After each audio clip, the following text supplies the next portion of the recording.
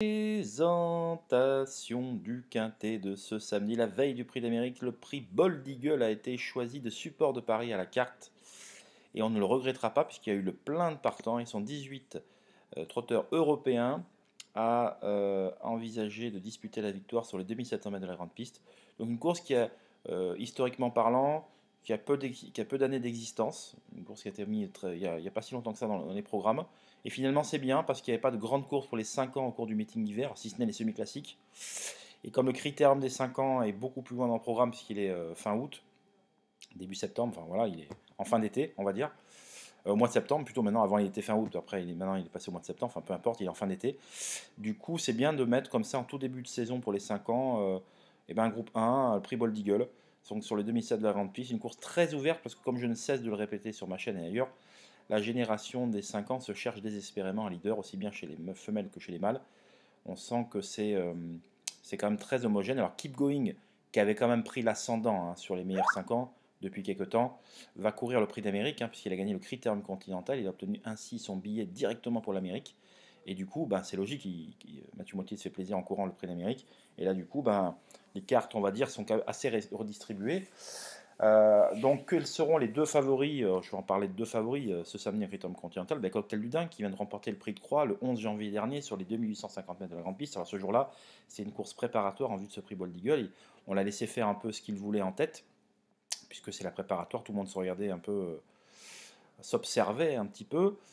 Et voilà, donc on l'a laissé faire. Il est allé en tête, il a accéléré, il a gagné facilement. Mais n'est-ce pas un succès un peu en trompe-œil, dans le sens que il fait quand même partie des tout meilleurs de sa génération, ça c'est une certitude.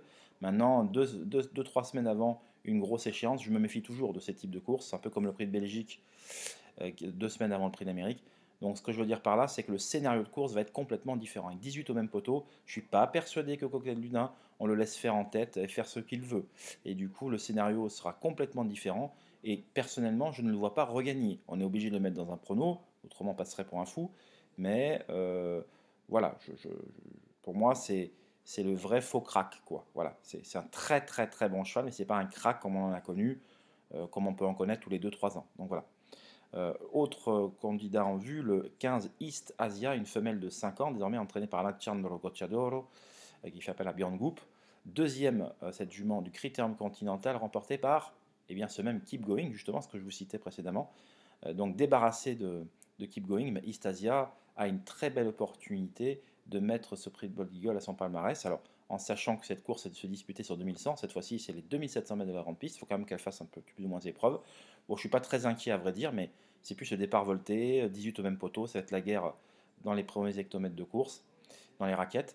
Donc voilà, East Asia a tout pour réussir une très grande performance et débarrasser de son opposant immédiat. Surtout que ce jour-là, c'était le 22 décembre, elle devançait nettement Cocktail du Dain, qui n'avait à mon sens pas trop d'excuses à faire valoir. Voilà, alors c'est certainement Cocktail du Dain un cheval meilleur sur des parcours de tenue, ça c'est une certitude. Maintenant voilà, une course qui est très palpitante, très excitante. J'ai repéré le cheval capable sur une pointe de venir terrasser tout son monde. Très bonne interview faite par son entraîneur. N'hésitez pas à la retrouver sur mon site www.caparros.fr et bénéficier d'un contenu complètement exclusif en termes de documentation, d'interview, d'analyse, de pédagogie. Bref, tout y est. Un cocktail, pas un cocktail du Dain, mais un cocktail qui vous permet de passer régulièrement à la caisse. Je vous souhaite vraiment un très joyeux week-end. J'espère que si vous avez la possibilité de vous rendre sur l'hippodrome ce week-end, ne vous en privez pas. Spectacle garanti les 2 jours, avec bien évidemment en point d'orgue le prix d'Amérique ce dimanche, mais de très grandes courses au programme. Donc n'hésitez pas à venir en nombre, assister à ce grand spectacle que sont les courses hippiques, et particulièrement le trot l'hiver avec ce week-end qui est le week-end le plus important pour les courses. Donc prenez du plaisir à regarder les courses si vous ne jouez pas, et on se dit à très vite dans tous les cas. Bye bye.